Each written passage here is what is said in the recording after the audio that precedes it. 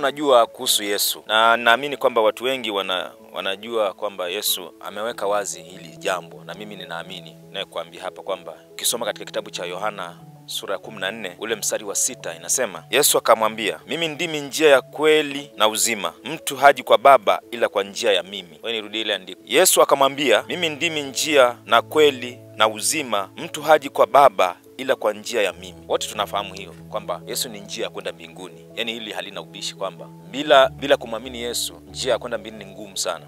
Na watu wengi wanajua kwamba Yesu ni suluhisho na matatizo yao ya kiroho, hasa ya kiroho, matatizo ya kiroho. Yaani mtu akiwa na shida ya kiroho, watu wanaamini anakiombewa anaweza kupokea uponyaji wake. Lakini watu wanashindwa kuelewa kwamba Yesu ni suluhisho kwa kila tatizo au kwa kila jambo kwenye maisha yako. Yaani kwenye maisha ya mtu, yaani kwenye maisha yangu. Yesu ni suluhisho kwa kila jambo kwenye maisha yangu. Sio tu kwa ajili ya kwenda mbinguni, sio tu kwa ajili ya labda kuniponya na mapepo.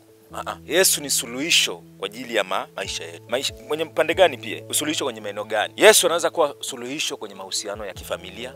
Familia imepata shida kabisa, wazazi na watoto hawaelewani. Yesu akiingilia hapo, akatokea mtu mmoja akagundua kwamba familia yetu haiko sawa, au kuna familia wakagundua kwamba tunapoelekea sio sawa. Hebu tumuombe Mungu atusaidie, tumuombe Yesu atusaidie. Hiyo familia inaweza katoka kwenye huo mgogoro, kwa sababu Yesu ni suluhisho kwa kila jambo. Yaani fahamu kwamba Yesu ni suluhisho kwa kila jambo. Sio tu kwa kwenda mbinguni, sio tu kwa ajili ya kutoa mapepo. Yesu pia anaweza kusuluhisha familia yenu. Mmeshindwana, mambo yamekuwa magumu, hamuelewani na nini. Yesu akiingilia mgogoro huo na uhakika kwamba mtakuwa salama. Sio hivyo tu, Yesu analeta afya na uponyaji kwenye mwili wako. Usifikiri tu wewe ni kumeza madawa tu masaa yote, au haupaswi kuwa na afya njema kwa sababu wewe tu una mwili. Yesu pia anaweza kukupa suluhisho la afya yako. Yesu anaweza kukusaidia uponyaji, anaweza kukuponya kabisa. Kwa hiyo haupaswi kuwa na shaka kwamba najua nimemwamini Yesu naenda mbinguni. Sawa, usikubali hata mwili wako huu. Najua huu mwili hauendi mbinguni, lakini afya yako ni muhimu kwenye huo mwili. Ndio maana sehemu nyingine katika Wakorintho anasema huo mwili ni hekalu la Roho Mtakatifu. Sasa kama ni hekalu la Roho Mtakatifu, maana yake unapaswa kutunza huo mwili. Pasipo kutunza huo mwili, hauwezi kulitimiza kusudi la Mungu. Yaani wewe mtu wako wa ndani hawezi kutimiza kile ambacho kinapaswa kutimizwa hapa duniani bila huo mwili. Wewe unapaswa kuwa na afya njema. Wewe jua kwamba Yesu sio tu kwa ajili ya kwenda mbinguni, pia anaweza kukuletea suluhisho la afya yako. Anaweza kukuponya afya yako. Unaweza kumuomba akakuponya. Ndio maana tuna ushahidi watu waliponywa na miaka mingi kwenye Biblia. Tunamwona mwanamke yule alivuja damu miaka mingi. Tunaona watu walikuwa vipofu wameponywa. Sio stories za kwenye Biblia, sio stories za kwenye magazeti. Ni habari za kweli ambazo mimi na wewe tunaweza tukazipokea. Kwa hiyo wewe ni kuamini kwamba Yesu anaweza kaniletea suluhisho afya yangu. Sio hivyo tu, Yesu anaweza kuleta suluhisho kwenye hali ya uchumi wako. Usifikiri Yesu tu ni kwa ajili kwa muamini Yesu ni uende mbinguni tu. Ni nzuri kabisa unaenda mbinguni, lakini jua kwamba kama hali ya uchumi wako haiko sawa, muombe Yesu akusaidie. Jua neno la Yesu linasemaje. Yaani Yesu anasemaje kwamba kuhusu biashara anasemaje? Mungu anasemaje kuhusu biashara? Neno la Mungu linasemaje kuhusu biashara? Kwa sababu ni suluhisho pia. Inakusaidia kwamba unaambiwa wewe unapata shida kwenye biashara kwa sababu hauna ufahamu kwenye biashara hii. Unapata usaidizi kabisa kwa sababu Yesu pia anaanza kukuingilia biashara yako akakusaidia. Kama watu wanaenda kwa waganga wa kienyeji kutafuta mavitu gani, na wewe unaenda wapi ukiwa umeokoka? Unaenda kwa Yesu akusaidie kwenye biashara yako. Sio vibaya kumwomba Yesu akusaidie kwenye biashara yako, atakusaidia kwa sababu ni suluhisho la shida yako pia hiyo.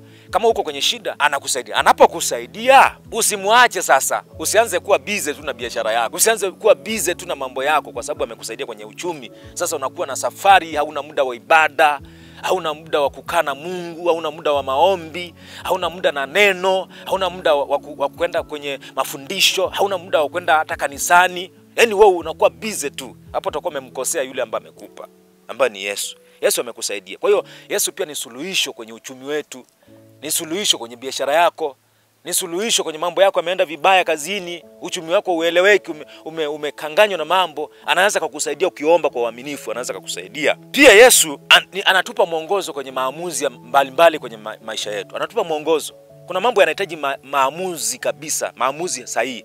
Kuna mambo, ninapozungumza maamuzi naomba nielewe hivi. Maamuzi, kuna vitu vinahitaji maamuzi. Kwa mfano, unahitaji maamuzi ukaishi wapi. Uko na mke wako, uko na watoto wako. Inafika wakati mambo yamekuwa magumu. Unahitaji kufanya maamuzi ukaishi wapi. Unahitaji kufanya maamuzi ufanye biashara gani. Unahitaji kufanya maamuzi uache kile ambacho Mungu anakusemesha. Acha hicho kitu, ingia kwenye hichi kitu. Kwa mfano, wengine wanasemeshwa, pumzika hiyo kazi. Unataka ukanitumikia kwenye eneo fulani. Unahitaji kufanya maamuzi. Usikilize hiyo sauti inakwambia utaishije, au usikilize sauti ya Mungu ambaye anakuambia fanya hichi kitu. Kwa hiyo Yesu anaweza kutusaidia kwenye maamuzi hayo. Yesu anaweza kukupa maamuzi yako maeneo mengi. Anaweza kukusaidia kwa kile eneo kwenye maamuzi. Hata maamuzi ya kinchi. Kuna vitu vigumu vinahitaji maamuzi magumu. Watu hawakuelewi, lakini unahitaji maamuzi magumu ili muweze kufika. Musa alihitaji maamuzi magumu ili kuwasaidia wale watu wavuke bahari. Musa ameongea na Mungu wavushe kwenye bahari, upiga hawa maji. Na kitu ambacho hajawahi kukifanya kwenye maisha yake. Ameona tu matukio mengine, mapigo waliopigwa wa Misri, waliopigwa yale mapigo 10, wamepigwa mambo mbalimbali na vitu mbalimbali. Lakini hili ni tukio geni kwamba apige maji yaweze kuachia njia ili iweze. Kwa hiyo ni maamuzi. Upige au usikilize sauti ya uoga kwamba inakukataza kutopiga maji. Hiyo ni wewe unaamua. Kwa hiyo Yesu pia ni suluhisho kwenye maamuzi hayo. Atakuelekeza kupitia Roho Mtakatifu. Kwa sababu anasema nitawaachia msaidizi. Roho Mtakatifu atakusaidia kuamua sawa sawa. Watu wengine wameshindwa kuwafanya maamuzi. Kufanya hata maamuzi ya kuoa. Unahitaji kufanya maamuzi ya kuoa au kuolewa. Bila kufanya maamuzi ya kuolewa, uolewe na nani? Ili uweze kulitimiza ile kusudi, unahitaji maamuzi sahihi. Sasa Yesu anaanza kuingilia kati hayo maamuzi. Kama ulifanya maamuzi sio sahihi, ataanza kukusaidia. Kwa hiyo Yesu ni suluhisho pia kwenye maamuzi magumu, kwenye vitu vigumu, kwenye vitu ambavyo vinakutatiza. Yesu anaanza kuwa suluhisho. Sio hivyo tu, Yesu anaanza kuwa suluhisho kwenye uponyaji wa kihisia na kiakili. Kuna watu wameumizwa kihisia, kuna watu wamevurugwa kiakili. Yaani wamevurugwa kabisa, hisia zao haziko sawa. Yesu anaanza kuwa suluhisho kwenye hilo jambo pia. Akakuponya kabisa na hisia mbaya, akakuponya na vitu vibaya ambavyo vimeingia ndani yako vibaya. Anaanza kukuletea suluhisho hilo. Kwa hiyo usifikiri Yesu ni njia tu ya kwenda mbinguni. Kumbuka pia anaweza kukuletea suluhisho kwenye mambo yako ambayo yanakusumbua kwenye maisha yako.